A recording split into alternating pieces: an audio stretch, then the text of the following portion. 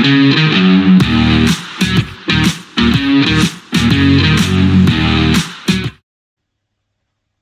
welcome back to the Supercoach Nuff channel. In this video we're going to do Team List Tuesday for round 9 or Magic Round 2025, whichever you prefer to go with.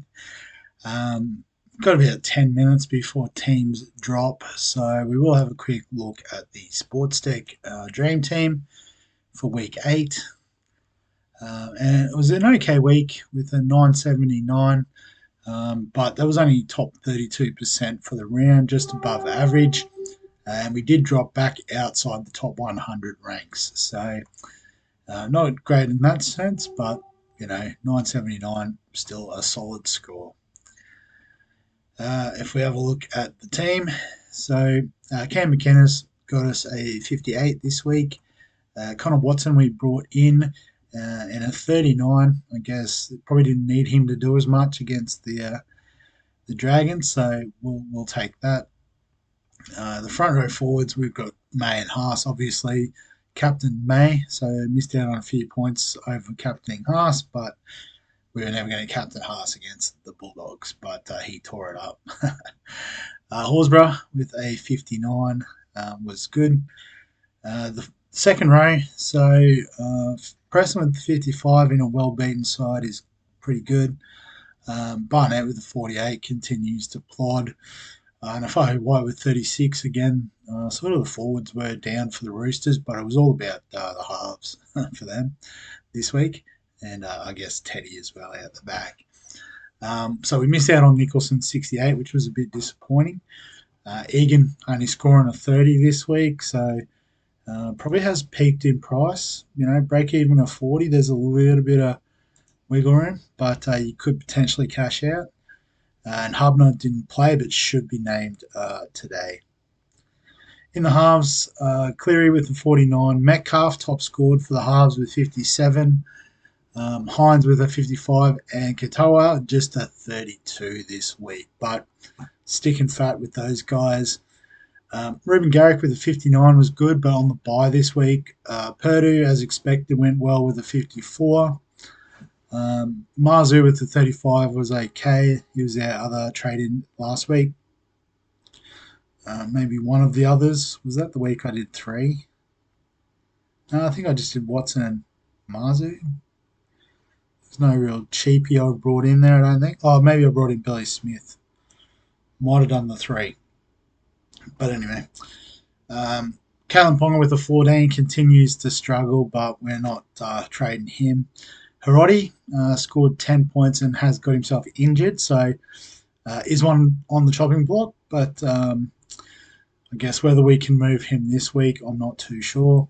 Stafford with 38, lost a little bit of value, so he has done his job for us, and he is going this week. And Youngie on the bye, obviously. And Isaiah Yo still in the flex, 56, awesome score from him. In terms of the game day matchup, so snuck a win over Leonard's team, Wars 2025, scored a 974. So he captained Payne Haas, which was great for him. Had Reynolds and Sen and Smith, so a couple of 99s. But then I guess having to play Toya, Cop and Ponga's 14. So who was his flex? So he had Youngie and Howarth on the bye. So maybe the team didn't get updated this week. De Groot scored a 0 despite playing 80 minutes. That's pretty ordinary. 80 minutes, 0 points. Wow. Glad I avoided that pick.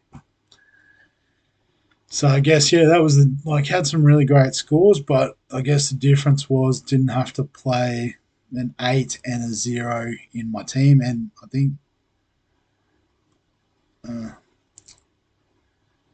so I'm not sure how that worked. I think I don't know. Oh, the auto emergency slotted in, so that was the 17th man because you got the extra flex. But I was trying to work out why we had the same number on the bench when he had 2 that didn't play, but I got there in the end. But top score this week was Shoab with a monster 11.26. So had all the weapons. He had Smith, Teddy, Olaquatu with an 88, Payne Haas, obviously, Terrell May's captain, Pappy with a 57 was good. Even had Purdue. So I think other than Ponga, the next worst score was Munster's 44. So yeah, had Rob Toyer as well. So there was probably a few points left on the table, but it is what it is. But well done, Shoab. Great scoring this week. Just quickly with the other sort of top scores and break evens for this week. So we've talked about these guys. Bo Fermor with the 98's obviously scored well in all formats. Dual positions, obviously nice. What's his break even in Dream Team? -13. So it's definitely a bit of a keeper to look at. Aaron Clark been awesome, 95 this week. Robert Derby with a 95, so at 300k should have a ridiculous break even, which we'll look at in a minute. Tommy did. So a lot of the Cowboys guys did well. So I guess, in terms of targeting these guys, sure, it'd be great to cash in on their break evens and make the money. But look a bit further ahead. So this week the Titans play the Bulldogs. So keep that in mind with your trades. Is that you can't necessarily get these points. Obviously, you can get a bit of value out of some of them, particularly like a Derby. I understand, but yeah, you may want to look a bit more at the future in terms of who they score well against and the like. I think I butchered that, but you get the idea. In terms of break evens, so yeah, Robert Derby number one on the list with a -31. So I guess sort of that easy trade from Hiroti. Although again, I don't know what his runway is like, and you probably do need to trade him out. But that extra bit of cash could be the difference to get to like a Tedesco or a premium sort of keeper in the position. Sandon Smith, though, has reset his cash generation. He's already made 200k, but -25 he'll take off over the next couple of weeks. Savala starting to make a bit of money. He's already made 100k. So, potentially, the second row, if you're looking to cash out of a Thomas Cant, for example, Savala is a great shout there. Billy Burns may get up to 3 weeks. It all depends on Teague Wilton. Bo Fermor, if you've got a bit more money, is going to shoot up in price. So now's the time to get on. Jazz Tavanga next week off the bye. And a couple of solid weeks, so should make a little bit. And then after that, probably not too much to write home about. Maybe Kane Bradley gets a second game this week, but isn't a must trade in this week. So in terms of my trades this week, I guess the sort of trade I've wanted to do from last week, I am going to commit to, which is Toa out, has done his job. I do need to move Garrick temporarily. I'll just have to search for it. I think might be the quickest way to bring in Jacob Kiraz. And then we do have 130k to spend. So I think the obvious sort of player to trade out would be Hiroti, but it's a case of who can we actually afford at the price. So I'll just clear the filters. Actually, I should have put the filter on players I can afford. There we go. And you can see there's not a lot on offer. The likes of a Shibasaki and Arthurs that have sort of, reached their averages. You can see here the averages 42, 40, nothing too much to write home about. I guess depending on team list, there is a bit of a rumour that Brimson may move to fullback so that they can accommodate Kieran Foran coming back. If that was the case at 500k with Kinney out long term, I'd probably plug Brimson in there. So I guess we'll do that now. We can obviously come back and change it. You'll see the trade this time next week. But yeah, that would be roughly what it would be. And then just quickly in terms of VC and C, so you got Sharks and the Roosters playing on Friday night. So probably Hines is our number one sort of target out of those games. So VC on him, and then I am captaining Payne Haas across the board. Against a struggling Penrith team, I think he'll be up for a big one once again. But it is 4 o'clock, so we should be able to refresh and see the teams. So Kale Ero back, which is nice to see. Cobbo gets another feature, so I'm not sure what that's about. Saifidi and Bailey Haywood obviously in for Matt Burton. But we'll have a look at the teams in full.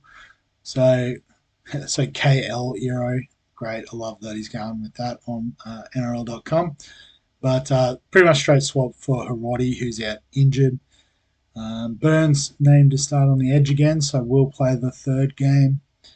They've only named 21, so they must be struggling for injuries.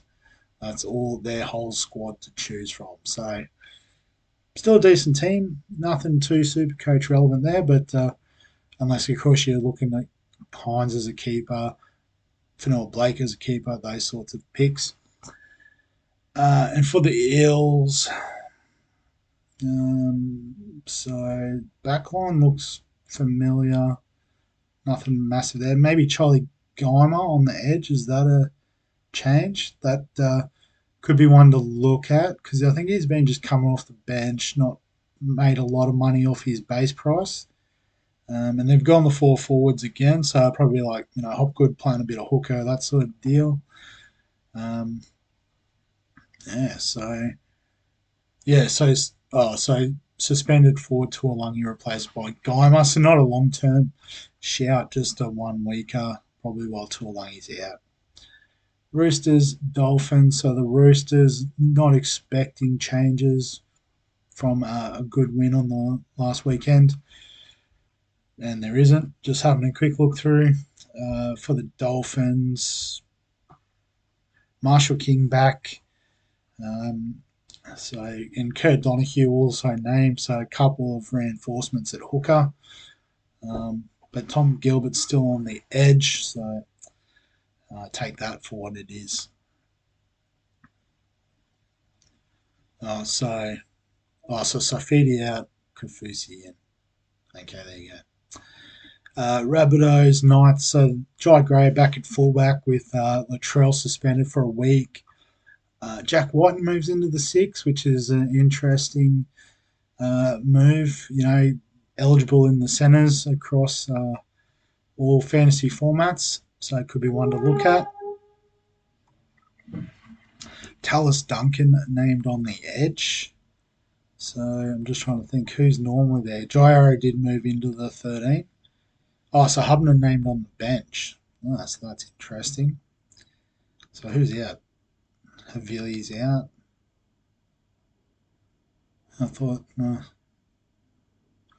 Oh, Ewan Aiken has moved to the centres to cover for Whiten. Yep, sweet. So big sort of reshuffle there. Okay, I'm finally with it. And for the Knights, looks very similar. I guess Jacob Saifidi, that wasn't the picture. I thought it was Daniel, but Jacob back in. Thomas Kent dropped to 18th man. So there you go. Adam Elliott, I think, might be back too. So I guess, yeah, if you've got him, it's definitely time to give him the punt this week. Yeah, so Saifidi and Elliott back. Warriors, Cowboys. So for the Warriors, I think CNK was back last week, so that's not really a change. Seaman named on the edge again, which is nice. But just trying to think who's there near Corey. Oh, he's moved to the front row. Oh, so Jackson Ford back to the bench. That's a bit stiff. Might be a late reshuffle there in the forward, so just keep an eye out for final teams. And for the Cowboys, so Derby's named again. Popular cheapie. Looks very much the same. So Kyle Labert on the reserve. So still no Braden Burns, which is good news for a derby. People want to get on him. Yeah, so it doesn't look like any real changes there. Tigers and Dragons. So the Tigers, I think that's the same team as last week. Just having a quick look through. And for the Dragons, probably the big news that we'd heard before the team list. Lycan King Togia. Don't know how to say that. Apologies there, young lad. But making his debut in place of Lockie Ilias. Corey Allen named on the wing is interesting as well. So I guess Finau was on the edge. Is he on the reserve or is he dropped out altogether? Dropped out. So that's interesting. Yeah, so they're probably the two big changes. Dylan Egan named to start on the edge, which is nice. And Hamish Stewart named to start in the 13. So I think he was coming off the bench, but back from his HIA and named to start in the middle. So Flano going for the young guys, except for Corey Allen, of course, in a bit of a shake-up there. You love to see it. Titans Bulldogs. So Sunday's games. So the news about Kieran Foran doesn't look like it's come to pass. Not named in the squad. So De Groot gets another go at fullback. AJ in the 6. Forward, so Randall named to start on the edge again. No Dave Fafita, so what's happened there? Oh, he's in the 19. Okay, there you go. So just deciding to go a different direction, which is interesting. And for the Bulldogs, so Haywood named in 6 as anticipated. Saluka Fafita named to start with Curran missing. And Curtis Moran comes in on the bench in place of Tupanua. So those would be the changes there. Yeah, so those three out, those guys all in. Panthers, Broncos. So for the Panthers, Casey McLean out, Luke Garner back in the centres. Probably the big change there. Tolau on the bench, obviously offering a bit of backs coverage. Maverick Geyer on the bench as well might be a bit different. And for the Bronx, can't see any differences there. Jordan Ricky was named last week and then was laid out, but should be good to go this week. So that's about what was expected. And then the Storm and Raiders to finish off the weekend. So for the Storm, Failano named despite the HIA, so I don't know how that works.